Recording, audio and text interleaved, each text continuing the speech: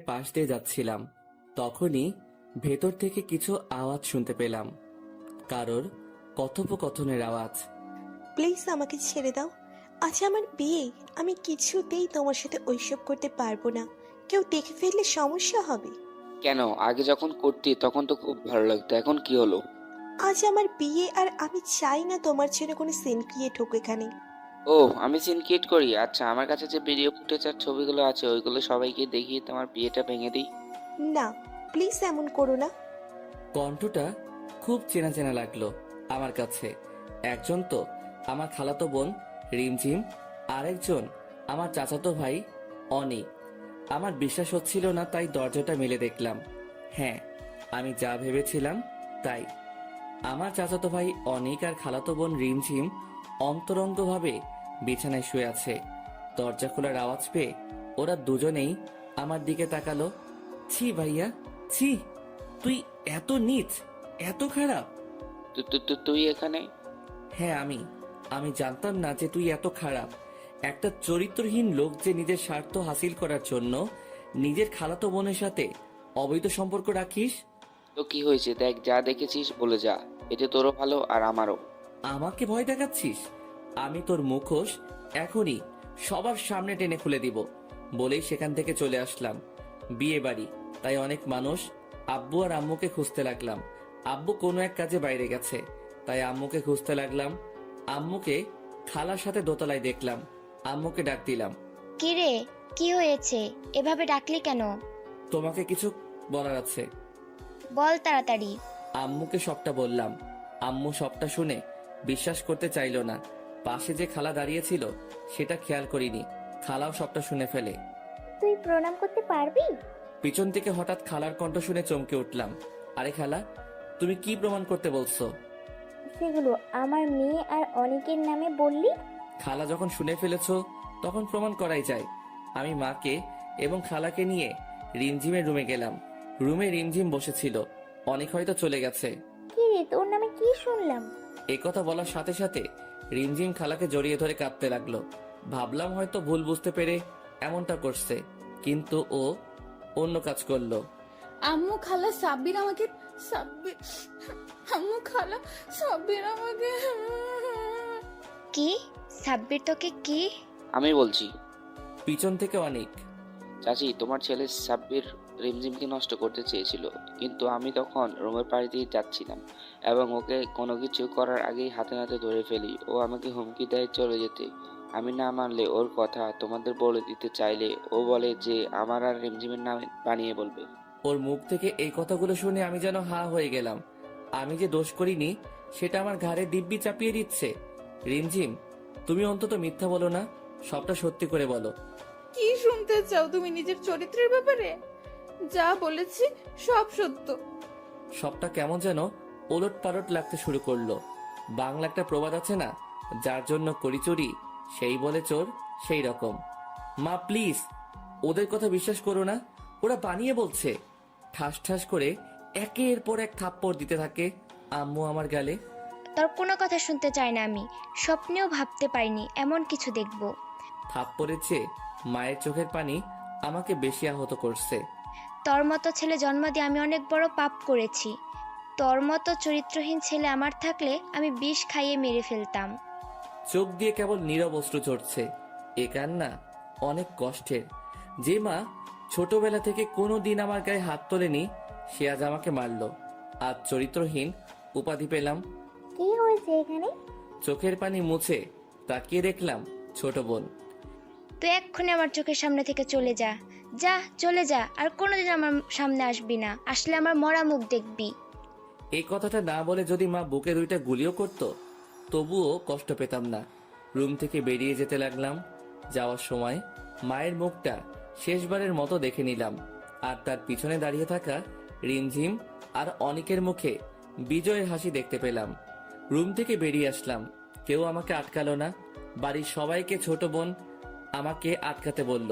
অনেকে আটকাতে আসে, কিন্তু মা আমাকে আটকাতে নিষেধ করে। বাড়ির গেটের সামনে দাঁড়িয়ে আছি। হ্যাঁ, বাড়ি থেকে চলে এসেছি, কিন্তু সাথে কিছুই আনিনি। মাল্টি বিলিয়নিয়ারের ছেলে এক পোশাকে বেরিয়ে এসেছি। আমার 10টা গাড়ি, 24টা বাইক, কিছুই নেইনি সাথে। সাথে মাত্র 1010 টাকা আছে। কি করব, কোথায় যাব কিছুই জানি না। গার্লফ্রেন্ড তোমাকে ফোন দিলাম। হ্যালো তমা, হ্যাঁ বলো। কোথায় তুমি? কেন বাড়িতে? আমাকে বাড়ি থেকে বের করে দিয়েছে মা। কেন, কখন? আমি সবটা খুলে বললাম তোমাকে। তোমাকে একেবারে বের করে দিয়েছে? হুম। তোমার টাকা, জায়গা, সম্পত্তি এসব? আমি এইসব কিছুই আনিনি সাথে। কি?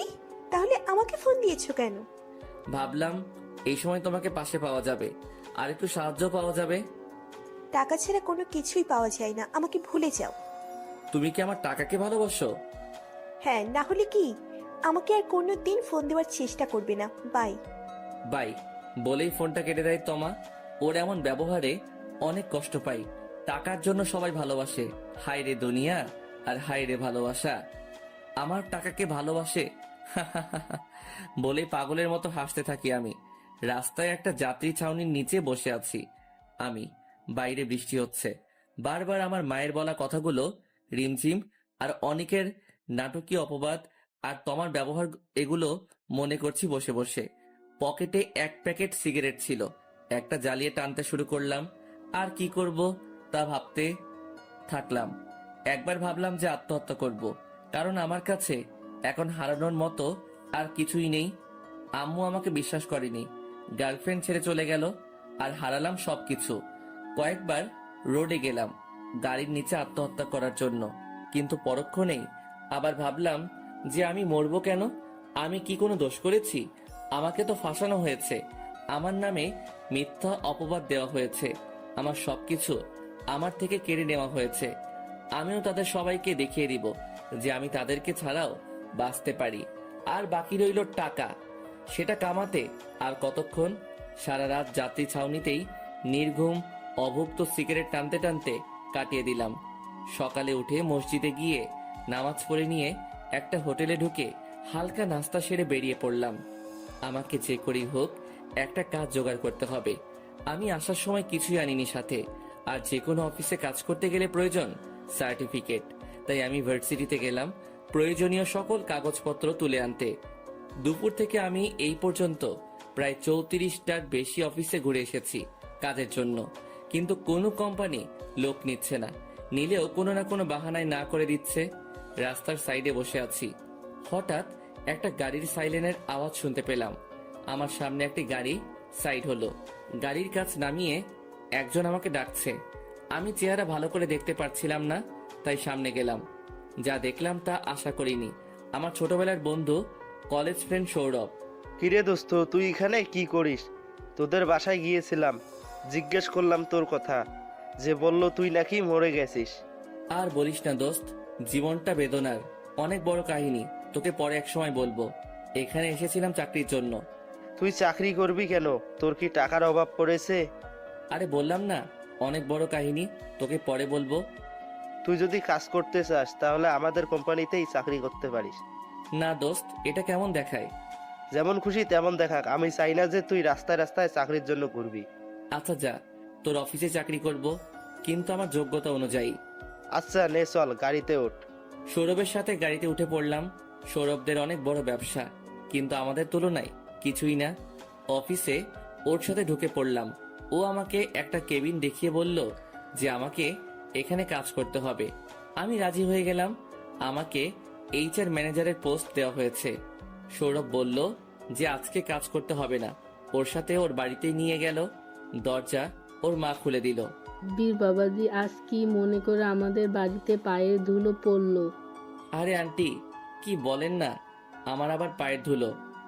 আরে বাবা, তুই তো আসিস না, সেই গত মাসে একবার এসেছিলি। তোর মা বাবা সবাই ভালো আছে? মানে? আরে মা, ওকে কি গেটেই দাঁড় করিয়ে রাখবে নাকি ভিতরে আসতে দেবে? আরে আমি ভুলেই গেছিলাম, আয় বাবা ভেতরে আয়। হ্যাঁ আন্টি, সবাই ভালো আছে, আমি ছাড়া। ভেতরে গেলাম। সৌরভের আম্মু আমাকে নিজের ছেলের মতোই দেখে আর অনেক আদরও করে। যাক, এক মাকে হারালাম, আরেক মাকে পেলাম। ভেতরে গিয়ে সৌরভ আমাকে একটা রুম দেখিয়ে দিল। দুপুরে ডিনারের টাইমে সবাই ডিনার করছিলাম, তখন আঙ্কেল জিজ্ঞেস করলো কি হয়েছে, আমি নাকি বাড়ি ছেড়ে দিয়েছি। সত্যটা সবাইকে বলা দরকার, ওনাদেরকে সবটা খুলে বললাম। আন্টি, আঙ্কেল, সৌরভ সবাই অনেক কষ্ট পেল এটা শুনে। আমাকে অনেকভাবে সান্ত্বনা দিতে লাগলো। তোর মা তোকে ভুল বুঝেছে তো কি হয়েছে, আমি আরেক মা আসি না? খুশিতে আমার চোখে পানি চলে আসে। ভাবলাম এখানেই থাকবো। এভাবেই চলছিল আমার দিন। অফিস, বাড়ি আর সৌরভ, এদের নিয়ে আমার জীবন এভাবে চলে গেল কয়েক মাস। কিছু টাকা জমিয়ে ফেলেছিলাম। সৌরভদের অফিসে কাজ করে আঙ্কেল আমাকে কাজ করতে মানা করে, কিন্তু তবুও আমি করি। ভাবলাম একটা বিজনেস ম্যানেজমেন্ট কোর্স করে আসি বাইরে থেকে, তারপর নিজেই একটা ব্যবসা করব। আজ বাইরে যাচ্ছি। কানাডাতে 5 মাস কেটে গেছে, কিন্তু মা এর মধ্যে আমার সাথে একবারও যোগাযোগ করেনি। আর বাকি রইল পরিবার। ওরা আম্মুর আদেশের বাইরে এক পাও নড়ে না। আব্বুও আম্মুকে ভয় পায়, প্লেন ছেড়ে দিয়েছে। এয়ারপোর্টে আঙ্কেল, আন্টি আর সৌরভ এসেছিল আমাকে এগিয়ে দিতে। অবশেষে কানাডার মাটিতে ল্যান্ড করলাম। কানাডায় সময় ভালোই কাটছিল। পড়ালেখা আর নিজেকে নিয়ে অনেক ব্যস্ত হয়ে পড়েছিলাম। এর পাশাপাশি পার্ট টাইম জবও করতে লাগলাম। 8 মাসের কোর্স ছিল, যেটা কমপ্লিট হতে সময় লাগবে। আমি 8 মাস পর আজ দেশে ফিরছি। কোর্সটা কমপ্লিট হয়ে গেছে। কাউকে জানাইনি যে আজ ফিরছি। সোজা সৌরভদের বাড়িতে গেলাম, কারণ আমার আপনজন বলতে এরাই আছে। কিন্তু গেটে তালা দেওয়া। দারোয়ানকে জিজ্ঞাসা করলাম। দারোয়ানের জবাব শুনে আমি অনেক বড় শকড হলাম। দারোয়ান বলল যে সৌরভদেরকে ব্যাংক এই বাড়ি থেকে বের করে দিয়েছে। আমি ভাবতে লাগলাম, কি এমন হলো যে সৌরভদেরকে বাড়ি ছাড়া হতে হলো। অফিসে গেলাম। অফিসের মালিক চেঞ্জ হয়ে গেছে, কিন্তু পুরনো অনেক স্টাফ আছে। ওদের জিজ্ঞেস করে জানতে পারলাম যে সৌরভরা ব্যবসায় অনেক বড় লস খায়, যেটা সামলাতে ব্যাংক থেকে লোন নেয়। পরে সেটা আর শোধ করতে পারে না। পরে ব্যাংক নিলাম ডেকে সবকিছু বিক্রি করে দেয়। এই জন্যই বোধহয় সৌরভের সাথে কয়েক মাস যাবত কথা হয় না। সবার কাছে ওদের ঠিকানা চাইলাম, কেউ দিতে পারলো না। সারা শহরে ওদের খুঁজতে লাগলাম। অবশেষে একটা জিনিস মনে পড়লো যে সৌরভের মায়ের নামে ঢাকাতে একটা ছোট্ট বাড়ি আছে। সেটাতে গিয়ে খুঁজলে হয়তো পাওয়া যাবে। যেই কথা সেই কাজ, ওদেরকে সেখানে খুঁজতে গেলাম এবং পেয়েও গেলাম। বাড়িটা অনেক বড় না, 3 কামরার বাড়িটা, অনেক পুরনো। দরজা নক করতেই আন্টি দরজা খুলে দিলেন। আন্টিকে দেখে অনেক আনন্দ হলেও খুশি হতে পারলাম না। আন্টি আর আগের মতো নেই, শুকিয়ে গেছে। চোখের নিচে কালো দাগ পড়ে গেছে। আরে বাবা, তুই কবে ফিরলি? এতদিনে আমাদের কথা মনে পড়লো। আর বলো না আন্টি, আগে বলো যে তুমি কেমন আছো। এই তো বাবা, যেমন দেখছিস তেমনই। তোমাদের এই অবস্থা কেন? আর বলিস না বাবা, বিজনেসে লসকে আজ এই দশা। আন্টি আমাকে ভেতরে নিয়ে গেল। ভেতরে গেলাম। আন্টি, সৌরভ আর আঙ্কেলকে তো দেখতে পাচ্ছি না। ওরা কোথায়? বাড়িতে বসে থাকলে তো আর পেট চলবে না। তোর আঙ্কেলের তো আর এখন কিছুই নেই, তাই সে এখানে একটা অফিসে পিয়ন পোস্টে চাকরি করে। কি? আঙ্কেল পিয়ন পোস্টে চাকরি করে? এত বড় কোম্পানির সিইও এখন পিয়ন? আন্টি, আমার মানতে অনেক কষ্ট হচ্ছে। কি করার আছে বল। আর সৌরভটা চাকরি খোঁজে, সারাদিন ঘোরে। তোমাদের এই অবস্থা আমাকে একটিবার ফোন করে জানাবে না? আর জানাতাম, কিন্তু তোর আঙ্কেল নিষেধ করেছে। আচ্ছা বলো, কি রান্না করেছো? এয়ারপোর্ট থেকে সোজা এখানে এসেছি, খুব ক্ষুধা লেগেছে।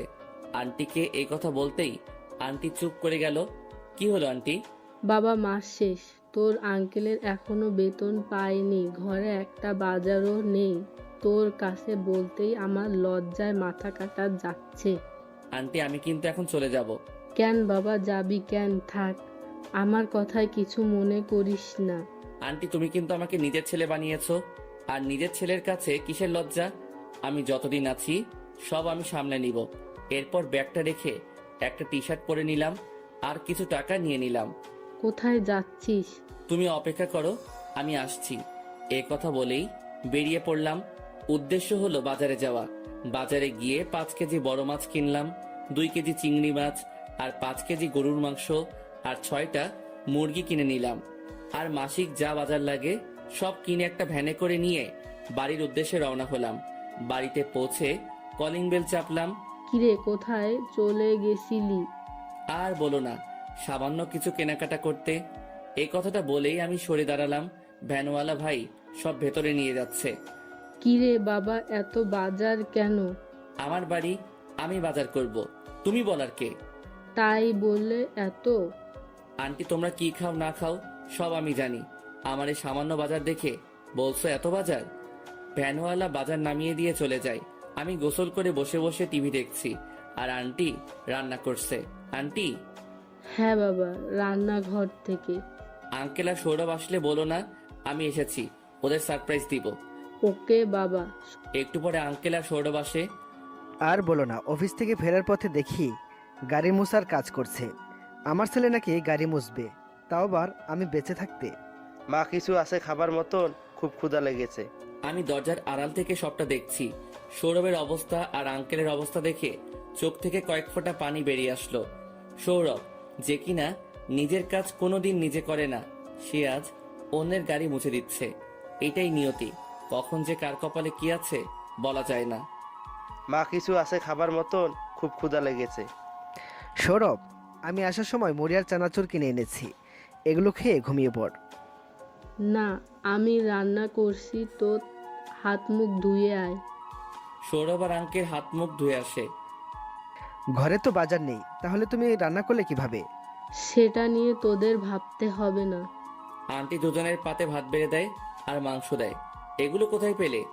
আমি পিছন থেকে সৌরভের চোখ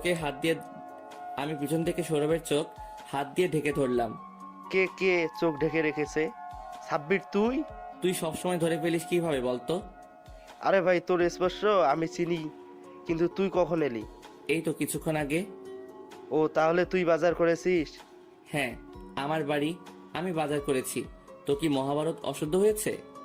আচ্ছা বস, খেয়ে নে, তুই তো এখনো খাসনি। আঙ্কেল আন্টি আর সৌরভের সাথে গল্প করতে করতে খাবার খেয়ে নিলাম। সৌরভের সাথে ঘুমাতে গেলাম। সকালে সৌরভ উঠে চলে যাচ্ছিল। কই যাস? কাজের খোঁজে। মানে? যেতে হবে না, তোর কাজ ঠিক হয়ে আছে। মানে পরে বুঝতে পারবি। সৌরভকে নিয়ে নাস্তা করে বেরিয়ে পড়লাম। বল, কি কাজ ঠিক করেছিস? আমরা একটা টেক্সটাইল ফ্যাক্টরি খুলবো। কিছু খাইছিস নাকি? গাঁজা জাতীয় কিছু? আরে তুইও না, আমি সিরিয়াস। টাকা পাবো কোথায়? এটাতে বেশি টাকা লাগবে না, আর যতটুকু লাগবে তার চেয়ে বেশি আছে আমার কাছে। একটা বিল্ডিং লাগবে রাস্তার পাশে, আর মেশিন কিনতে হবে, এবং আমাদের হাতে কিছু টাকা রাখতে হবে। তুই ওভাবে বললি যেভাবে কোটি কোটি টাকা লাগবে। জানি তো, আমার কাছে আছে 50 কোটি টাকার মতো। এত টাকা চলবে না। তাহলে দৌড়াবে। আমি আর সৌরভ একটা ফ্যাক্টরির মতো বাড়ি খুঁজতে থাকি। তারপর সারাদিন খুঁজে আমরা একটা বাড়ি পেয়ে যাই যেটাতে ফ্যাক্টরি বানানো যাবে। দুপুর পেরিয়ে বিকাল হয়ে গেছে, কিন্তু দুজনেরই পেটে কিছুই পড়েনি। আমিও সৌরভ একটা রেস্টুরেন্টে যাই খাবার খেতে। রেস্টুরেন্টে প্রবেশ করে আমিও সৌরভ নিজেদের ইচ্ছা মতো খাবার অর্ডার করলাম। দুজনে খাবার খাচ্ছি, হঠাৎ সৌরভ আমাকে বলে, সাব্বির, সাব্বির দেখ। কি হয়েছে? কি দেখবো? পিছনে দেখ, তোর গার্লফ্রেন্ড তমা আরেকটা ছেলের সাথে। আমি পিছনে তাকালাম, কিন্তু যা দেখলাম তা দেখে হৃদয়ের কিছু পুরনো কষ্ট নাড়া দিয়ে উঠল। তমা একটা ছেলের সাথে হাত ধরে রেস্টুরেন্টে ঢুকছে। ছেলেটাকে চিনতে আমার ভুল হলো না। আমাদের এসবি গ্রুপ অফ ইন্ডাস্ট্রিজের এসবি কনস্ট্রাকশনসের ম্যানেজারের ছোট ছেলে সে। ও আমাদের কোম্পানিতে কাজ করে। আমাদের সামনের টেবিলে এসে বসলো ওরা দুজন, কিন্তু তমা আমাকে দেখেনি। কি রে দোস্ত, তোর গার্লফ্রেন্ড অন্য ছেলের সাথে কেন? ওর সাথে তো তোর বিয়ের কথা পর্যন্ত হয়েছিল। আরে ভাই, সব কপাল। আমার কপালটা অনেক বড়, তাই সব আমার সাথে হয়ে থাকে। তবুও আল্লাহ যা করে ভালোর জন্যই করে। ওর সাথে তোর ব্রেকআপ হয়েছে? সেই দিনই, যেদিন আমি সব ছেড়ে চলে এসেছিলাম। আসলে ও আমার টাকাকে ভালোবাসতো, আমাকে না। দুজনেই খেয়ে দিয়ে উঠলাম, ওরাও খেলো। বিল দিতে কাউন্টারে গেলাম। আমি কার্ড বের করে বিল দিয়ে দিলাম। তমা আর ওর নতুন বিএফও আসলো বিল দিতে। তমা, আমি আজকে কার্ড ভুলে ফেলে এসেছি, তুমি বিলটা দিয়ে দাও। ওকে, নো প্রবলেম। তমা ব্যাগ থেকে কার্ড বের করলো, কিন্তু কার্ড সোয়াইপ করলো, কিন্তু কার্ড কাজ করছে না। ম্যাম, আপনার কার্ডে টাকা নেই। এটা কি করে সম্ভব? সেই দিনও তো দেখলাম কার্ডে 20 কোটি টাকা আছে। এই কার্ড তো আপনার না ম্যাম, এটার মালিকের নাম আফসান আহমেদ সাব্বির। হ্যাঁ, আমার কাজিনও, ওর কার্ড নিয়ে এসেছি। কি রে দোস্ত, ও তো তোর কার্ড ব্যবহার করছে। লাভ নেই, আমি সব টাকা মার অ্যাকাউন্টে ট্রান্সফার করে দিয়েছি। দেখ, ওরে মজা দেখাই। কি করবি? খালি দেখ। সৌরভ ওদের দিকে এগিয়ে গেল। কেমন আছো তোমা? ভালো, তুমি সৌরভ না? ও, তাহলে চিনতে পেরেছ? আচ্ছা, একটা কথা বলবা? সাব্বির তোমার কোন জন্মের কাজিন যে ওর কার্ড ব্যবহার করছো? তমা কি বলবে ভেবে পাচ্ছে না। আসলেই তো কি বলবে। ম্যানেজার সন্দেহজনক দৃষ্টি নিয়ে তোমার দিকে চেয়ে আছে। ইয়ে মানে, আমি তো ওইটা বলি নাই। ম্যাম, আপনি কি কার্ড চুরি করে এনেছেন? যদি করে থাকেন তাহলে আমি এক্ষুনি পুলিশ ডাকবো। আরে কি বলছেন কি? আমি চুরি করতে যাব কেন? আমাকে দেখে কি চোর মনে হয়? তাহলে অন্য একজনের কার্ড ব্যবহার করছেন কেন? কার্ডে টাকা নেই, আবার বলছেন কাজিন, এখন বলছেন না? আসলে হয়েছে কি, আমি দূর থেকে সব দেখছিলাম আর অনেক মজা লাগছিল। দেখি কি হয় শেষ পর্যন্ত। তমা ওর বফের দিকে করুণ দৃষ্টিতে তাকায়। সে কাকে যেন ফোন দিয়ে বিকাশে টাকা এনে দেয়। তমা হোটেলের বাইরে আসে আর ম্যানেজারকে অনেক কিছু বুঝিয়ে সৌরভ কথা পেঁচাচ্ছে আর তমা খালি ফেসে যাচ্ছে। হোটেলের সবাই তমাকে চোর ভেবেছে। বাইরে বেরিয়ে ওই ছোট লোকের বাচ্চা, আজকে সবার সামনে অপমানিত হলাম। বয়, আসলে তুমি কার কার্ড ব্যবহার করেছিলে? তোমার জানতে হবে না, এক ছোট লোকের বাচ্চার কার্ড। কে সে? যে ছোট লোক যার কার্ডে 20 কোটি টাকা থাকে, আমি তাকে দেখতে চাই। হুম, আমি সেই ছোট লোক। ওদের সামনে চলে গেলাম। ছেলেটি বোধহয় আমাকে চিনতে পেরেছে, তাই সালাম দিল। আরে স্যার, আপনি? হ্যাঁ, আমি সেই ছোট লোক। স্যার, আপনি এসবি গ্রুপের সিইও রাফসান আহমেদ সাব্বির না? অনেকটা অবাক হয়ে জিজ্ঞাসা করলো। আমি হ্যাঁ সূচক মাথা নাড়ালাম। আরে তুমি কেমন মেয়ে যে স্যারের মতো মাল্টি মিলিয়নিয়ারকে ছোট লোক বলো? আর স্যারের যা আছে উনি ইশারা করলে তোমার মতো এমন হাজার হাজার মেয়ে লাইনে দাঁড়িয়ে থাকবে। থাকার বলতে হবে না। ওর থেকে সাবধানে থেকো। যতক্ষণ টাকা আছে ততক্ষণ ভালোবাসা পাবা। টাকা শেষ হলেই ভালোবাসা উড়ে খুশ হয়ে যাবে। তমা মাথা নিচু করে দাঁড়িয়ে আছে। কি বলবে? কিছু তো বলার নাই। আর তমা, টাকাগুলো আমি বের করে নিয়েছি।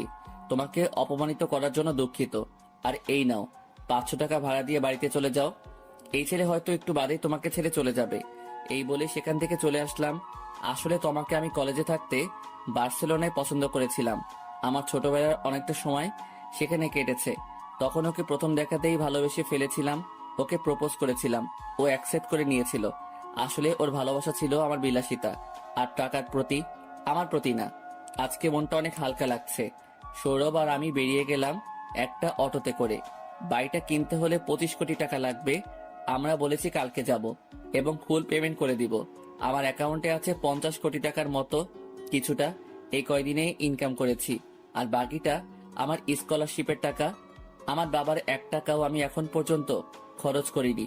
বাড়ি থেকে বেরিয়ে যাওয়ার পর থেকে বাড়িতে চলে গেলাম। সেখানে আঙ্কেল আন্টি বিষয়টা বললাম। ওনারা আমাকে সাপোর্ট করলো। আঙ্কেল আন্টির জন্য কিছু শপিং করে নিয়েছিলাম আর আমার আর সৌরভের জন্য। রাতে আন্টি খিচুড়ি রান্না করলো। অনেক ফাইন হয়েছিল খিচুড়িটা। মা আমাকে প্রায় খিচুড়ি রান্না করে খাওয়াতো। মাকে অনেক মিস করছি। সে কবে দেখেছিলাম মাকে, আর দেখিনি। জানি না কেমন আছে, তবে দোয়া করি যেন ভালো থাকে। আর রিমঝিম আর অনেককে আমি কোনোদিন ক্ষমা করতে পারবো না। এমনটা না যে বাড়ি ছেড়ে সম্পত্তি ছেড়ে থাকতে হচ্ছে বলে আমি ওদের প্রতি রেগে আছি। আমার অ্যাকাউন্ট, বাবার অ্যাকাউন্ট, সব অ্যাকাউন্টও আমার নামে, যা সম্পত্তি ছিল সব আমার নামেই আছে। কিন্তু মা যেহেতু আমাকে বাড়ি থেকে বের করে দিয়েছে, তাই আমি ওই টাকা আর সম্পত্তির দিকে হাত বাড়াইনি। ওদের প্রতি আমার রাগ, কারণ ওরা আমাকে মায়ের নজরে খারাপ বানিয়েছে। আর ওদের জন্যই আমি এতদিন মায়ের আর বাবার স্নেহ থেকে বঞ্চিত। কিন্তু একটা কষ্ট আমার বুকে, মরে গেলেও থাকবে, যে মা করে আমাকে ভুল বুঝলো। এসব ভাবতে ভাবতে কখন ঘুমিয়ে গেছে মনে নেই। সকালে ঘুম থেকে উঠলাম আন্টির ডাকে। আজ দিনটা স্পেশাল, কারণ আজ আবার নতুন ব্যবসার জন্য বিল্ডিং ক্রয় করতে যাব। আন্টির হাতের পরোটা আর আলুর তরকারি দিয়ে নাস্তা করলাম। সৌরভ আর আমি নাস্তা শেষে আন্টির রুমে গেলাম। আন্টি আসবো? হ্যাঁ বাবা, আয়। জিজ্ঞেস করার কি আছে? আন্টির কাছে গেলাম, গিয়ে ওনার পায়ে সালাম করলাম। আরে আরে, পা ছুচ্ছিস কেন? কেন, আমি তোমার পা ছুঁয়ে দোয়া চাইতে পারি না? আরে বাবা, এই জন্য সালাম করতে হবে? আন্টি, তোমাকে আমি মায়ের সম্মান দিয়েছি, তোমাকে আমি মা ভাবি, তাই তোমাকে মা ভেবে সালামটা করলাম। আরে বোকা, আমার দোয়া সবসময় তোদের সাথে আছে। তোরা অনেক দূর যাবি, আমি দোয়া করলাম। এই নে 50 টাকা রাখ। আমার কাছে টাকা আছে তো, টাকা লাগবে না। 50 টাকা বলে নিচ্ছিস না? আরে আন্টি, তুমি তো জানো আমার কাছে টাকা আছে, তাও কেন দিচ্ছ? আর টাকাটা বড় কথা না। যদি থাকতো তাহলে তোর বিজনেসের জন্য যত টাকা লাগতো আমরা দিতাম। কথাগুলো শুনে চোখ দিয়ে পানি বেরিয়ে এলো। আসলে এই দুনিয়ায় কেউ আপনজনদেরই ঠিকমতো কদর করে না। রক্তের সম্পর্ক থাকলেও কেউ এত ভালোবাসে না। বেরিয়ে পড়লাম রাস্তায়, উদ্দেশ্য ব্যাংক। ব্যাংক থেকে টাকা তুলে তারপর বাড়ির মালিকের থেকে বাড়িটা কিনতে হবে। ব্যাংকে পৌঁছে টাকা তুললাম 38 কোটি। এই টাকাই দাবি করেছে বাড়ির মালিক। আর বাড়িটা মানে যে প্রপার্টিটা আমরা কিনবো সেটা ইন্ডাস্ট্রিয়াল কাজের জন্য একেবারে পারফেক্ট। আর অনেকটা জায়গা জুড়ে আমরা চাইলে পরে নতুন বিল্ডিং করে ফ্যাক্টরিও বানাতে পারবো। উনি আমাদের ওনার বাড়িতে যেতে বলেছেন। ওনার বাড়িটা শহর থেকে অনেক ভেতরে, অনেক নিরিবিলি, রাস্তা দিয়ে যেতে হচ্ছে। তার উপরে এতগুলো টাকা। সিএনজি দিয়ে যাচ্ছিলাম, কিন্তু হঠাৎ সিএনজিওয়ালা গাড়ি থামিয়ে দিল। আর কিছু লোক ছুরি ও বন্দুক নিয়ে আমাদেরকে ঘিরে ধরলো। এই ভাই, আপনি এখানে গাড়ি থামালেন কেন? আর ওনারাই বা কারা? তোর প্রশ্নের কোনো জবাব দিতে পারবো না। সেই ব্যাংক থেকে তোকে ফলো করছি। তোর ব্যাগ দেখে মনে হচ্ছে কোটি টাকার মতো আছে, তাই এখানে নিয়ে আসলাম। ভাই, দয়া করে এমন করবেন না। অনেক কষ্টের টাকা, একটা কাজের জন্য নিয়ে যাচ্ছি। এমন করবেন না ভাই। কান্নাকাটি করে লাভ নাই। আমি তোর কোনো জন্মের ভাই লাগি না, তাই আমার কাছে আকতি মিনতি করে কোনো লাভ নেই। আমাদের বন্দুক দেখিয়ে গাড়ি থেকে নামালো ওরা। মনে হচ্ছে ছিনতাইকারী। গাড়ি থেকে নামিয়ে ওরা টাকার ব্যাগটা কেড়ে নিল। এতগুলো বন্দুক আর ছুটির সামনে আমাদের হিরোগিরি চলবে না। আমরা কোনো সিনেমার হিরো না যে ডিসুম ডিসুম ফাইট করব। ওরা আমাদের নামিয়ে বেঁধে ফেলে চলে গেল টাকা নিয়ে। আসলে অভাগা যেদিকে চায় সাগর শুকিয়ে যায়, সে অবস্থায় আমাদের। একে তো এত কষ্ট, দুঃখের মাঝে একটা স্বপ্ন দেখতে শুরু করেছিলাম, সেটাও মুহূর্তে শেষ হয়ে গেল। রাস্তায় ঘন্টাখানেক পড়েছিলাম, পরে অনেক চেষ্টায় বাঁধন খুলতে সফল হলাম। রাস্তায় বসে বসে ভাবছিলাম কি করা যায়। চোখ দিয়ে টপ টপ করে পানি ঝরছিল। সৌরভও কান্না করছিল বাচ্চাদের মতো। ও আর আমি যে স্বপ্ন দেখছিলাম সেটার আর কোনোদিন হয়তো সম্ভব হবে না। দোস্ত, ওই লোকটা তো আমাদের আশায় বসে আছে। হ্যাঁ চল, ওনাকে বলে আসি যে আমরা প্রপার্টিটা কিনতে পারবো না। বাড়িটা বিশাল, মনে হচ্ছে বিয়ে বাড়ি হবে। হয়তো ডেকোরেশন দেখে মনে হচ্ছে যে এখানে একটা বিয়ের আয়োজন করা হয়েছে, কিন্তু বাড়িতে তেমন কাউকে দেখতে পেলাম না। যাই হোক, খুঁজে দেখি কেউ আছে কিনা। আরে, বাড়িতে বোধহয় মালিক নেই। কিন্তু এরকম একটা বাড়িতে যেখানে সব সাজানো, সেখানে কেউ থাকবে না, এটা কোনো কথা? সেটাই মনে হয়। বাড়িটা শহর থেকে একটু ভেতরে, তাই হয়তো মানুষজন কম এখানে। এই, আপনারা এখানে কি করতেছেন? জানেন না এটা প্রাইভেট প্রপার্টি? এখানে অনুমতি ছাড়া ঢোকার সাহস পেলেন কোথায়? আর অনুষ্ঠান আর হবে না। হঠাৎ করে একজন বৃদ্ধ মতো লোক আমাদের সামনে এসে উপরের কথাগুলো বললেন। দেখে মনে হচ্ছে মালি হবে হয়তো। আমাদের আপনি ভুল বুঝছেন, আমরা অনুমতি নিয়ে এসেছি। এখানকার মালিক আমাদেরকে আসতে বলেছেন, কিন্তু ওনাকে তো দেখতে পাচ্ছি না। ও দুঃখিত, আসলে উনি বাড়িতেই উপরের তলায় আছেন। ওনার মেয়েকে বিয়ের আসর থেকে এখানকার ল্যান্ড মাফিয়া কিডন্যাপ করেছে, তাই উনি অনেক টেনশনে আছেন। কি? ল্যান্ড মাফিয়া ওনার মেয়েকে কিডন্যাপ করেছে? উনি পুলিশ না মেয়ে? এখানে বাড়িতে বসে কি করছেন? আমি আপনাদের এত কিছু বলতে পারবো না। কিছু জানার থাকলে আপনারাই জেনে নিন। উনি দোতলায় আছেন। লোকটির কথা মতো আমি আর সৌরভ দোতলায় গেলাম। একটা রকিং চেয়ারে বুড়ো লোকটি বসেছিলেন। আসসালামু আলাইকুম। উনি হয়তো শুনতে পাননি, তাই আবার সালাম দিলাম। উনি খানিকটা না অনেকটা একটু হকচকিয়ে উঠলেন। আসলে টেনশনে থাকলে যা হয় আর কি। আঙ্কেল, আমরা দুজন এসেছিলাম। ও, তোমরা এসেছো, বসো বাবারা। আঙ্কেল, আমি বলতে চেয়েছিলাম যে আমরা যে বলছিলাম বাড়িটা কিনবো, সেটা আর কেনা হবে না। আরে কি হবে বাড়ি বিক্রি করে? যার জন্য বাড়িটা বিক্রি করবো সেই তো নেই। আরে আঙ্কেল, আপনি পুলিশে যাচ্ছেন না কেন? যাবো কিভাবে? পুলিশকেও তো ওরা কিনে রেখেছে। ওরা এত ডেঞ্জারাস? হ্যাঁ। আচ্ছা, আমরা যদি আপনার মেয়েকে এনে দিতে পারি? কি? তোমরা পারবে? তোমরা যদি পারো তাহলে যা চাইবে তাই দেব। এই, তোর মাথা ঠিক আছে? কি থেকে কি বলছিস? আমি সাব্বিরকে সাইডে টেনে নিয়ে বললাম। তো কি হয়েছে?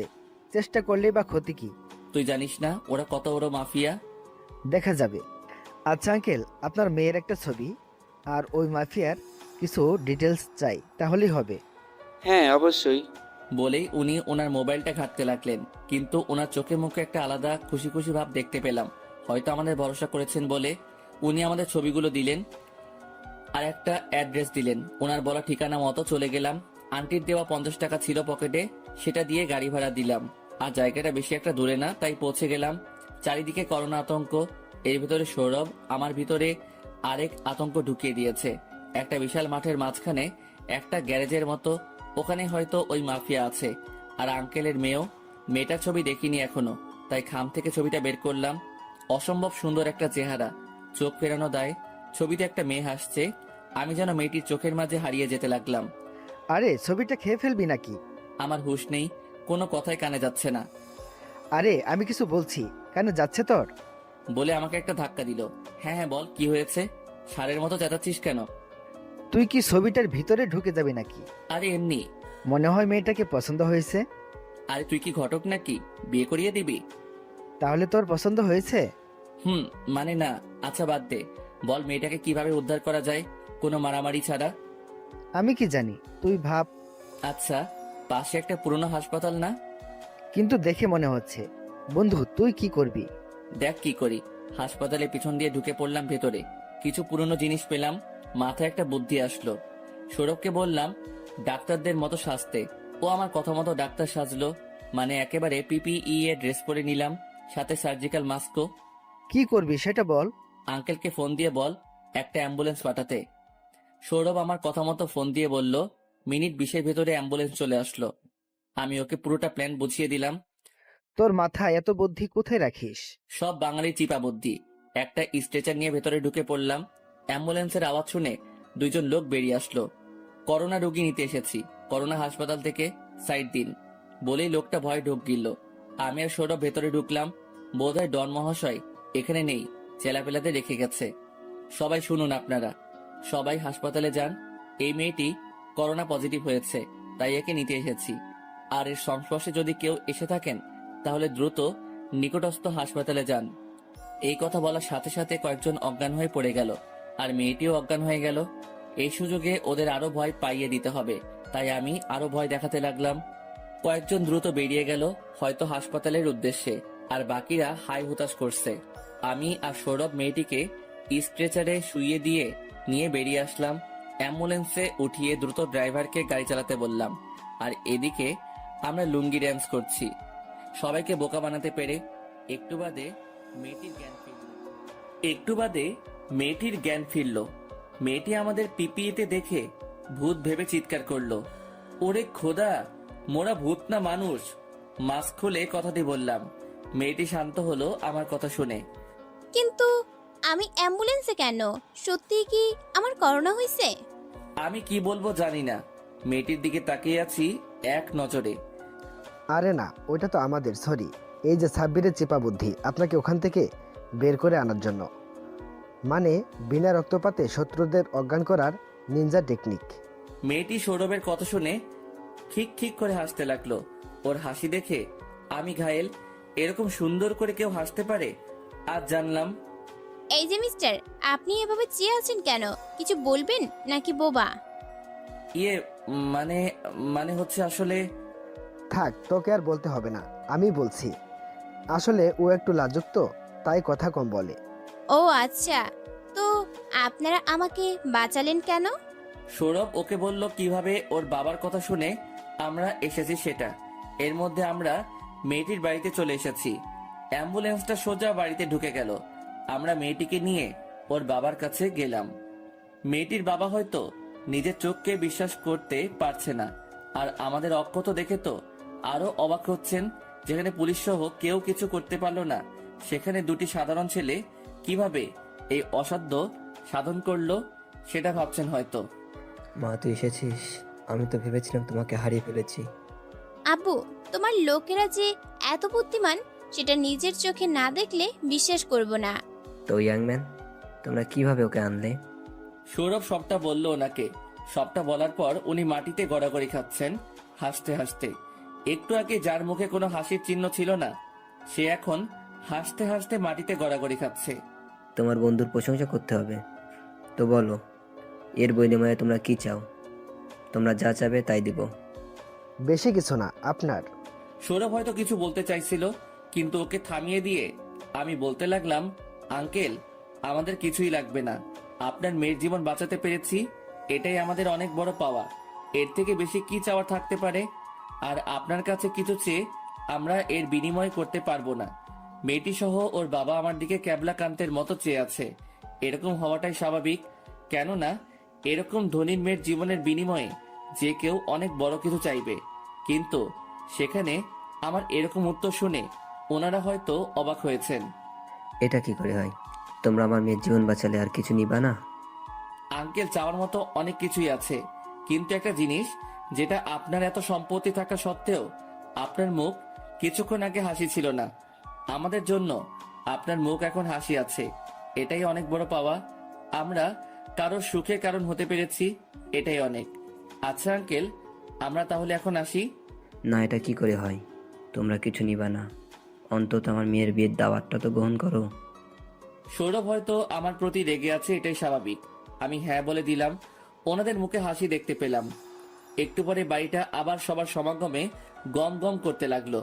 সন্ধ্যা হয়ে এসেছে। আমি আর সৌরভ আঙ্কেলকে হেল্প করছি বিভিন্ন কাজে। একটু পরে কয়েকটা গাড়ি ঢুকলো বাড়িতে। গাড়িগুলো চেনা চেনা লাগলো। এর মধ্যে আমার বাড়ির কিছু গাড়ি দেখতে পেলাম। হয়তো ওনাদের কেউ নিমন্ত্রণ করা হয়েছে।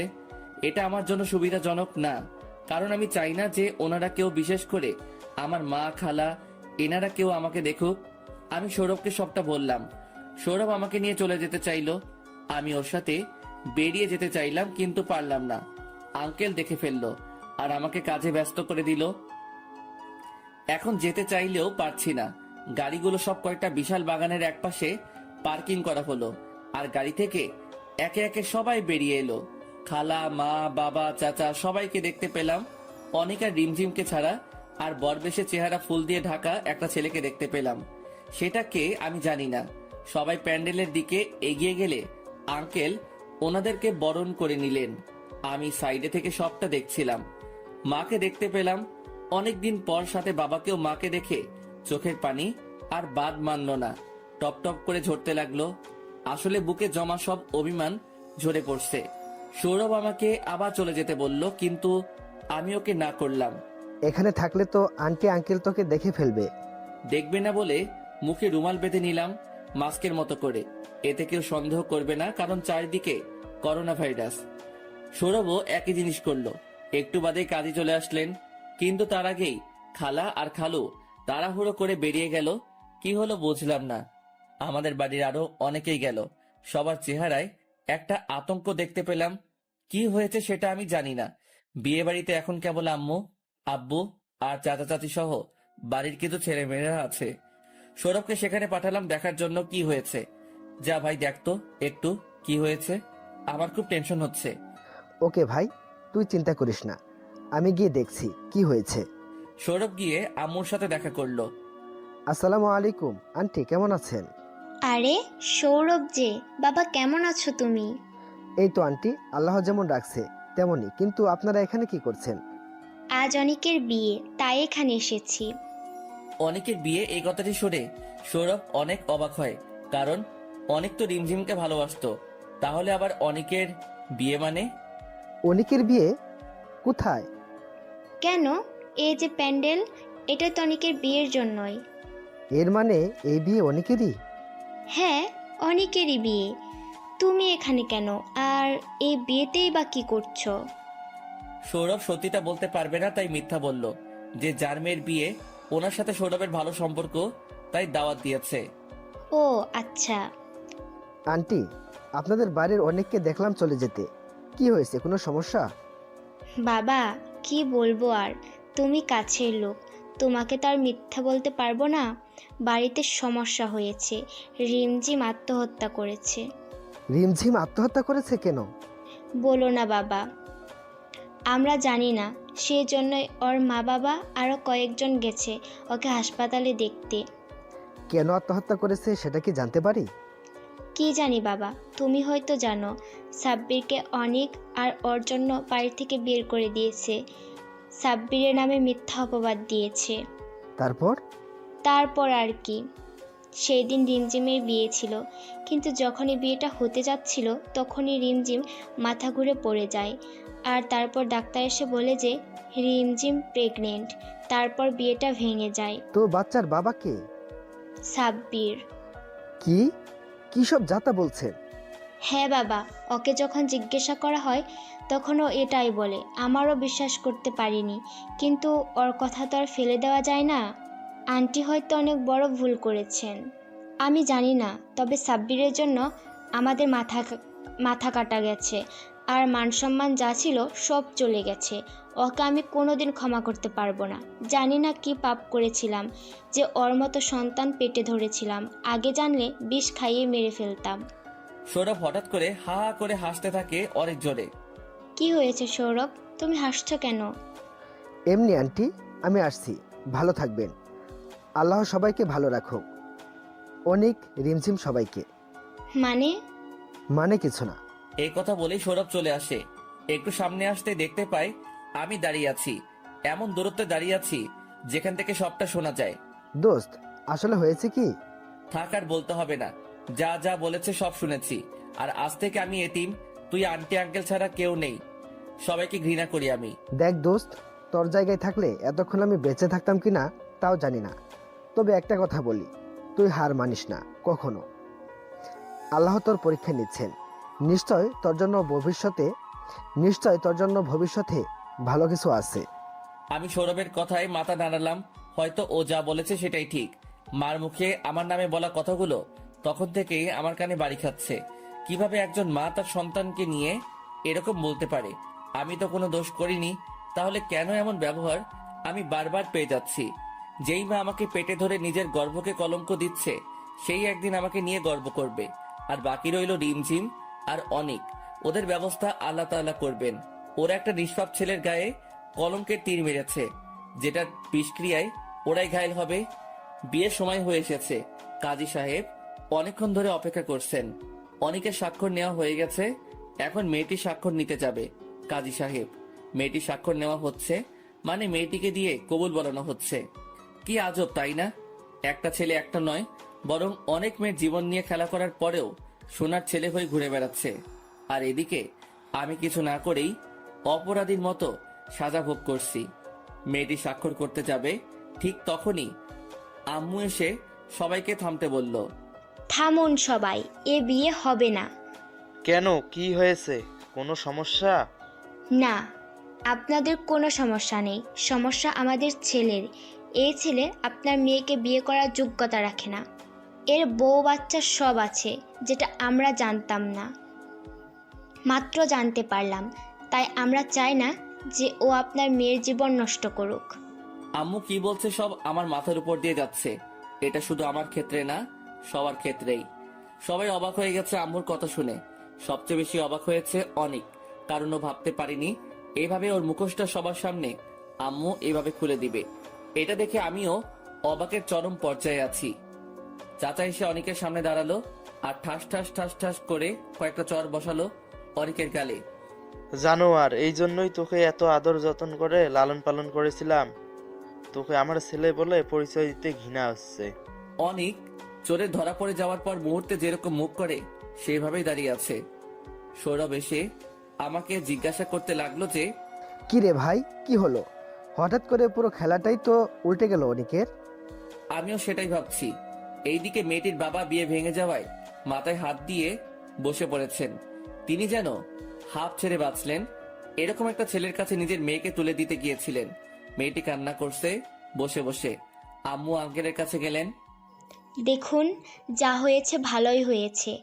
আপনি এগুলো শোনার পর কখনো আপনার মেয়েকে ওর মতো ছেলের হাতে তুলে দিতে পারেন না। আর আমি একজন মেয়ে হয়ে আরেকজন মেয়ের সর্বনাশ হতে দিতে পারি না। হ্যাঁ ভাইজান, আমার ছেলের চেয়ে 1000 গুণ ভালো ছেলে পাবেন আপনার মেয়ের জন্য। তাই দুঃখ করবেন না, আপনি কষ্ট পাবেন না। কষ্ট তো আমাদের পাওয়ার কথা, এরকম একটা ছেলেকে জন্ম দেওয়ার অপরাধে। বিয়ে বাড়িটা যেন একটা মরা বাড়িতে রূপ নিয়েছে। সবাই চুপচাপ, কেউ কানে কানে ফিসফিস করছে। আঙ্কেলকে আমি আর সৌরভ সান্ত্বনা দিতে লাগলাম, কিন্তু উনি কিভাবে সমাজে মুখ দেখাবেন আর কেউ ওনার মেয়েকে বিয়ে করবে সেটা নিয়ে হাই হতাশ করছেন। আঙ্কেল, আপনি এমন করবেন না। দেখুন, যা হয়েছে তাতে আপনারই ভালো হয়েছে। আঙ্কেল, আপনার মেয়ের জন্য অনেক ভালো পাত্র পাবেন, তাই চিন্তা করবেন না। কে বিয়ে করবে আমার মেয়েকে? এরপর যদি ওর কোনো দোষ নাও থাকে তাও সবাই ওকে কলঙ্ক দেবে। আরে আঙ্কেল, কি বলেন এসব? কি করবে বিয়ে? চিন্তায় পড়ে গেলাম। একেই বলে মাইন্ডা চিবা। কি করব ভাবছি। মেয়েটি অত্যন্ত রূপসী, এরকম বউ হোক কে না চাইবে। আর ওকে দেখে তো আমি প্রথম দেখাতেই সেই লেভেলের ক্রাশ খেয়ে বসে আছি। কিন্তু উনি কি আমার বর্তমান পরিচয়ে ওনার মেয়েকে আমার হাতে তুলে দেবেন? আপনি কি আপনার মেয়েকে আমার হাতে তুলে দেবেন? আমার না আছে গাড়ি, না আছে বাড়ি, না আছে কোটি কোটি টাকা, তাই আপনার কথা আমার কাছে কৌতুক ছাড়া আর কিছুই মনে হলো না। বাবা, এত কথা বলে তুমি আমাকে লজ্জা দিচ্ছ। টাকা পয়সা গাড়ি বাড়ি থাকলেই কেউ মানুষ হয় না।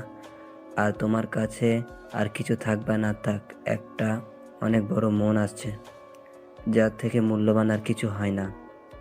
তাই আমার মেয়েকে তোমার কাছে বিয়ে দিতে পারলে আমি অন্তত আনন্দিত হব। মরে গেলেও চিন্তা থাকবে না। আপনি ইয়ার্কি করছেন কি আঙ্কেল? আসলে আপনার মেয়ের সাথে আমাকে বিয়ে দিবেন? তুমি রাজি থাকলে এক্ষুনি এই মুহূর্তে। কি রে সৌরভ, কি বলিস? দোস্ত, আমার কিছু বলার নাই, তোর ইচ্ছাই আমার ইচ্ছা। আচ্ছা আঙ্কেল, আমি রাজি। তুমি রাজি বাবা? হ্যাঁ আঙ্কেল, আমি রাজি। আপনি বিয়ের ব্যবস্থা করুন। বাবা, তোমার হাতে আমার মেয়েকে তুলে দিতে পারলে সৌভাগ্য আমার। এই ছেলের থেকে বেশি পছন্দ আমার মেয়ের জামা হিসাবে তোমাকে। আঙ্কেল চলে গেলেন সবকিছুর অ্যারেঞ্জমেন্ট করতে। তখনই মাইকে অ্যানাউন্স করা হলো, আমন্ত্রিত সকল অতিথিবৃন্দকে জানাচ্ছি যে আজকে আমার মেয়ের বিয়ে হবে। আপনারা অনুষ্ঠান থেকে কেউ চলে যাবেন না। আঙ্কেল মাইকে অ্যানাউন্স করলো। একটু বাদে একটা ছেলে আর একটা মেয়ে আমাকে নিয়ে গেল সাথে করে। তারা আমাকে একটা রুম দেখিয়ে পাঞ্জাবি দিয়ে বলল রেডি হতে। আমি রেডি হয়ে নিচে চলে আসলাম। 3 তলা বাড়িটা অনেক বাংলা ছবি আর স্টার জলসা জি বাংলা নাটকের বাড়িগুলোর মতো। বাড়ির ভিতরে সবাই চলে এসেছে। যেহেতু করোনা পরিস্থিতি, তাই বেশি কজনকে দাওয়াত দেওয়া হয়নি। সবাই সবার থেকে দূরত্ব বজায় রাখছে। মানুষ কম এসেছে বললে ভুল হবে, অনেক মানুষ আছে এখানে। আমি সিঁড়ি দিয়ে নেমে চলে আসলাম। আঙ্কেল আমাকে সবার সাথে মিট করিয়ে দিলেন। সবাই আমাকে সাদরে গ্রহণ করলো, কিন্তু তবুও একটা জিনিস আমার মনে খটকা লাগছে যে আমি তো রাজি, কিন্তু যাকে বিয়ে করতে চলেছি সে রাজি কিনা সেটাই জানা হয়নি। তাই আঙ্কেলকে ডাকলাম। হ্যাঁ বাবা, বলো, কোনো সমস্যা? না আঙ্কেল, শুধু একটা জিনিস জানার ছিল। হ্যাঁ বলো নিঃসংকোচে। যাকে বিয়ে করতে চলেছি সে রাজি তো এই বিয়েতে? সেটা নিয়ে ভেবো না, আমার পছন্দই ওর পছন্দ। আচ্ছা আঙ্কেল। একটু বাদেই কাজী বিয়ে পড়িয়ে ফেললো। বিয়ে সম্পন্ন, কিন্তু এখনো আমি আমার বউয়ের নামই জানি না। অনেক আজব, তাই না? যেহেতু আমার এখন কোনো বাড়ি নেই, আছে যেটা আছে সেটা সৌরভদের বাড়ি। আঙ্কেল বলল এখানে থেকে যেতে, তাই আমি মানা করলেও উনি শুনবেন না। আমি আন্টি এবং আঙ্কেলকে ফোন দিয়ে সবটা বললাম। উনি আমার বিয়ের কথা শুনে অবাক হলেও অনেক খুশি হয়েছেন, কিন্তু একটু রাগও করেছেন বটে, না জানিয়ে করার জন্য। কিন্তু আমি কি করতে পারি? এখানে আমি নিজেই এখনো ভাবছি কি থেকে কি হয়ে গেল। আর আমার বাবা মা পরিবার কেউ জানতে পারলো না যে আমি বিয়ে করেছি। আর জানলেই বা কি, তারা তো পারলে আমাকে ছোটবেলায় মেরেই দিত। তারা আবার আমার বাবা মা নাকি? ঘন্টাখানেক আগেও আমি অবিবাহিত ব্যাচেলর ছিলাম, কিন্তু এখন বিবাহিত। সৌরভকে রুমে শুতে পাঠিয়ে দিল আঙ্কেল। শুতে যাওয়ার আগে বলে গেল, দোস্ত, তোকে বিড়াল টিড়াল মারতে বলবো না, শুধু এটুকু বলবো মেয়েটার হয়তো তোকে মেনে নিতে কষ্ট হবে, কিন্তু আমি জানি যে ও তোর মতো মানুষকে ভালো না বেসে পারবে না। একদিন না একদিন তোর কাছে ধরা দিবেই। দোয়া রইল আজকের জন্য। এরকম বন্ধু পাওয়া ভাগ্যের ব্যাপার, সবার কপালে এমন বন্ধু জোটে না। আমি এখন ছাদে বসে আছি, ভাবছি বাসর ঘরে যাব কি যাব না। ব্যাপারটা কেমন যেন না। বিয়ে হতে চলেছিল একজনের সাথে, বাসর হবে আরেকজনের সাথে, আর আমিও বাসর ঘরে ঢোকার সাহস পাচ্ছি না। ভালোবেসেছিলাম তোমাকে নিজের সবটা দিয়ে, কখনো কোনো কিছুর কমতি অনুভব হতে দেইনি। যখন যা চেয়েছে তাই দিয়েছি, কিন্তু ওর ভালোবাসাটা আমার জন্য ছিল না, ছিল টাকার জন্য। আসলে টাকাই সব। এই জন্যই বোধ হয় গ্রিকরা বলে যে money is the second god in this world, মানে টাকাই পৃথিবীতে দ্বিতীয় ঈশ্বর। আজব শোনালেও এটাই সত্য। টাকা থাকলেই সব পাওয়া যায়। এইসব আকাশ পাতাল ভাবতে ভাবতে হঠাৎ অনুভব করলাম গায়ে পানি পড়ছে। চারিদিকে তাকিয়ে বুঝতে পারলাম হালকা বৃষ্টি হচ্ছে। এখানে বসে থাকলে ভিজে যাব, আর ভিজলেই জ্বর আসবে, যেটা আমি একদম চাই না। তাই অনেক চিন্তা ভাবনা করে মনকে নানা কিছু বুঝিয়ে বাসর ঘরে ঢুকে পড়লাম। দরজা খোলাই ছিল, ভেতরটা অন্ধকার, জানালা খোলা, তাই হালকা বাতাস আসছে ভেতর থেকে। আমি রুমের লাইটটা জ্বালালাম। রুমের ভেতর কাউকে দেখতে পেলাম না। মেয়েটা গেল কোথায়? রুমে নেই তো কোথায় গেছে? আমি রুমে খুঁজতে লাগলাম, কিন্তু পেলাম না। হঠাৎ বারান্দা থেকে আওয়াজ পেলাম, আমি কোন জিনিসটা না যে নিচে বা শোকেজে চিপাই খুঁজে পাবেন? আওয়াজটা সেই মেয়ের, থুক্কু, আমার বউয়ের। আমি বারান্দায় গেলাম, গিয়ে দেখলাম বারান্দায় দাঁড়িয়ে বাইরের দিকে তাকিয়ে আছেন। আমার বউ এখানে কি করছেন? ভিজে যাবেন তো, বৃষ্টি তো বেড়ে গেছে, ভেতরে চলে আসুন। আপনি যান, আমি আসছি। আমি সেখানে দাঁড়িয়ে রইলাম। বাইরের থেকে আলো এসে মেয়েটির মুখে লাগছে। বৃষ্টির পানির ফোঁটাগুলো মুক্তার মতো চিকচিক করছিল। মেয়েটিকে দেখে যে প্রথম দেখাতেই আমি প্রেমে পড়ে গেছিলাম, তাই আমি চাইবো যে সারা জীবন সবটা ভালোবাসা দিয়ে আগলে রাখতে। কিন্তু এই সৌন্দর্য আর চাকচিকের ভেতরেও একটা জিনিস স্পষ্ট লক্ষ্য করলাম, যে মেয়েটির মুখটা মলিন হয়ে রয়েছে। মানে কোনো কারণে হয়তো মন খারাপ। এইটাই স্বাভাবিক আজকের ঘটনার পরিপ্রেক্ষিতে, কিন্তু ওকে মন খারাপ করে থাকতে দেওয়া যাবে না। তাই ভাবলাম কিছু করা যাক। এই যে আপনার নামটা জানি কি? মেয়েটি চোখ বড় বড় করে তাকালো আমার দিকে। আপনি আমাকে বিয়ে করেছেন আর আমার নাম জানেন না? না তো। আসলেই জানেন না? না। আমার দিকে কতক্ষণ চেয়ে রইলো, তারপর হা হা হা করে মুক্তা জোড়া হাসি দিল। আপনি হাসছেন কেন? আমি কি এমন বললাম? আমি হয়তো প্রথম মেয়ে যার বর বাসরাতে তার নাম জিজ্ঞেস করেছে। ও আচ্ছা, জানি না, তাই তো জিজ্ঞাসা করছি। আমার নাম জান্নাতুল ফিহা, ঠিক আপনার মতোই। মানে? কিছু না, আপনার সাথে আমার কিছু কথা আছে। হ্যাঁ বলুন, কি বলতে চান? দেখুন, আপনাকে আমার মেনে নিতে কিছুটা সময় লাগবেই। প্লিজ আমার ওপর জোর খাটানোর চেষ্টা করবেন না। এইটুকুই? হ্যাঁ। আচ্ছা, আপনি এখন আমার স্ত্রী। আপনার ইচ্ছার বিরুদ্ধে আমি কোনোদিন আপনার কাছে যাব না, তাই নিশ্চিন্তে থাকতে পারেন। আমি জানতাম আপনি মানুষ, তাই মানা করবেন না। ধন্যবাদ। আমি আমার জন্য কিছু সাধারণ কাপড় চোপড় আনিয়ে নিয়েছিলাম আঙ্কেলকে বলে। পাঞ্জাবি খুলে সেগুলো পরে নিলাম। জান্নাত বারান্দায় দাঁড়িয়ে রইল। আমি একবার ডাক দিলাম এবং ভিজতে মানা করলাম, কিন্তু আমার কথা না শুনে ভিজতে লাগলো। আমার আর কি বলার থাকতে পারে এখানে। একটা বালিশ নিয়ে সোফাতে শুয়ে পড়লাম। কিছুক্ষণের ভেতর চোখ বন্ধ হয়ে এলো, মানে ঘুমিয়ে পড়লাম। কিন্তু ঘুমটা বেশিক্ষণ স্থায়ী হলো না, কারণ একটা পড়ার শব্দে ঘুম ভেঙে গেল। চোখ মেলে চেয়ে দেখলাম খাটের সাইডে রাখা কাচের শোপিসটা পড়ে গেছে। আমি স্পষ্ট কারো গোঙানির আওয়াজ শুনতে পেলাম। সোফা থেকে উঠে গেলাম দেখার জন্য। বিছানাতে জান্নাতকে দেখতে পেলাম, জান্নাতি গোঙাচ্ছে। আমি বুঝতে পারলাম কিছু একটা সমস্যা হয়েছে, তাই ওর কপালে হাত দিলাম দেখার জন্য, কিন্তু কপালে হাত দিলাম না, গরম উনুনে, সেটা বুঝতে পারলাম না। জান্নাতের শরীর আগুনের মতো গরম হয়ে রয়েছে, মানে জ্বর এসেছে। বৃষ্টিতে ভেজার ফলেই জ্বর এসেছে। এখন আমি কি করব সেটা ভাবছি। এত রাতে ডাক্তার পাবো কোথায়? আর আমি তো তেমন কিছু জানিও না যে জ্বর এলে কি করতে হয়। শুধু মাকে দেখেছিলাম কাপড় ভিজিয়ে মাথায় পট্টি দিতে, আমিও সেটাই করলাম। একটা বাটিতে করে একটু পানি আনলাম, পকেট থেকে রুমালটা বের করে ওর মাথায় জল পট্টি দিতে লাগলাম, কিন্তু ওর জ্বর কিছুতেই কমছিল না।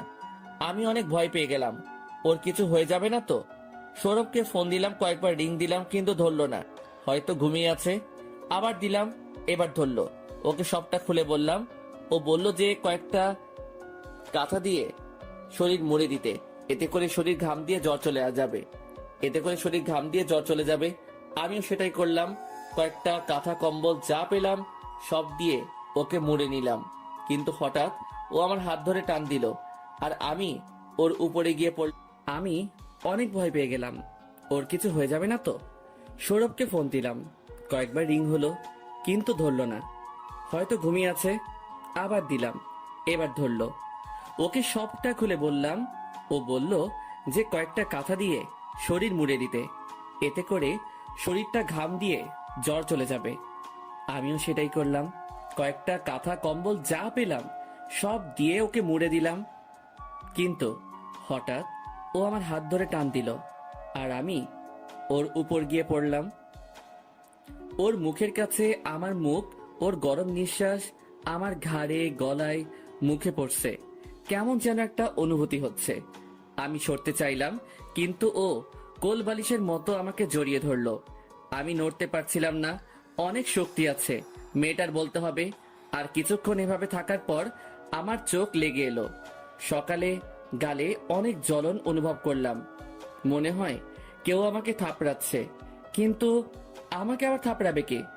চোখ খুললাম, নিজেকে বিছানায় আবিষ্কার করলাম। গতকাল রাতের সবটাই মনে পড়ে গেল। আর আমার বিছানার পাশে দেখতে পেলাম জান্নাতকে রাগী মুড নিয়ে দাঁড়িয়ে আছে। কেন সেটা বুঝতে পারলাম না। আর থাপ্পড়গুলো তাহলে আসল ছিল। এর মানে জান্নাত আমার গালে থাপ্পড় দিয়েছে। কিন্তু কেন? এই ছোট লোকের বাচ্চা, তোকে এত অনুরোধ করে বললাম যে আমার একটু সময় দরকার নিজেকে গুছিয়ে নিতে, কিন্তু তোর সহ্য হলো না। জান্নাত কেন এমন করেছে সেটা ভাবতে পারছি না। আমি তো কোনো অন্যায় করিনি, তাহলে হঠাৎ এমন করছে কেন? ওর কান্না দেখে আমার খারাপ লাগছে, কিন্তু আমি তো ওর কোনো ক্ষতি করিনি, না ধর্ষণ বা এরকম কিছু করার চেষ্টাও করিনি। তাহলে ও এমন বলছে কেন? ও আমাকে ভুল বুঝছে না তো? জান্নাত, আপনি শুনুন, আপনি যা ভাবছেন সেটা ভুল। কি ভুল? হ্যাঁ, ঠাস ঠাস আমার সাথে বিছানায় শুয়েছিলি সেটা ভুল, আমাকে জড়িয়ে ধরেছিলি সেটা ভুল। আরে আপনি থাক, আমি আর কিচ্ছু শুনতে চাই না। যা করার তো করেছেন, আপনাকে আর কি বলবো, আপনি তো আমার স্বামী। এই বলে জান্নাত বেরিয়ে গেল। ওয়াশরুমে আমি বসে আছি, গাধা বনে গেছি এই ব্যবহারে। হঠাৎ মুচকি হাসতে হাসতে খুব জোরে শব্দ করে হাসতে লাগলাম। ছাদে চলে গেলাম। হাসতে হাসতে এক পর্যায়ে শব্দ করে কান্না করে দিলাম। ছেলেদের কান্না খুব বিদঘুটে দেখায়, চোখ দিয়ে অশ্রু ঝরতে লাগলো। আমি কি কুফা? নিজেই নিজেকে প্রশ্ন করলাম।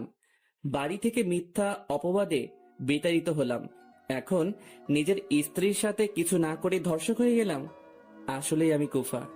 ভালো কাজ করতে গেলেও খারাপ হয়ে যাই, কিন্তু তাই বলে কি আমি খারাপ হয়ে যাব? না, আমি বদলাবো না। আমি আমার এই সত্তাকে ভালোবাসি। ভুল সবাই করে, সেটা একদিন তারা বুঝতে পারবে, কিন্তু যেন খুব দেরি না হয়ে যায়। চোখ মুখ মুছে নিচে নেমে এলাম। ডাইনিং টেবিলে যাওয়ার জন্য কাজের বুয়ার ডেকে গেল। জান্নাত ফ্রেশ হয়ে নিচে চলে গেছে, আমাকে ডাকেনি পর্যন্ত। নিচে গেলাম, ডাইনিং প্লেসে সৌরভ, জান্নাত আর আঙ্কেল, সরি শ্বশুর মশাই বসে আছেন। সৌরভ, তোর খাওয়া শেষ হলে আমার সাথে চল, বাইরে যাব। কেন, খাবার খেয়ে যাবে না? আর কোথায় যাবে? না আঙ্কেল, আমি এখন খাবো না, বাইরে কিছু কাজ আছে তাই যাব। কিন্তু বা খেয়ে গেলে ভালো হতো না? না আঙ্কেল, কাজ আছে। আচ্ছা, তাহলে গাড়ি নিয়ে যাও। পরে খেয়ে নিবনি। সরি আঙ্কেল, আপনার সম্পত্তি, টাকা পয়সা এসবের ব্যবহার আমি করব না। আমার যা আছে আমি তাতেই খুশি আছি, এর থেকে বেশি কিছু আমি চাই না। না বাবা, আমার করছো কেন? তুমি আমার একমাত্র মেয়ের জামাই, তাই আমার এসবের মালিক তো তুমিও। হ্যাঁ সেটা হতে পারে, কিন্তু সেটা আমার বউয়ের জন্যই থাক, ওর মানেই আমার।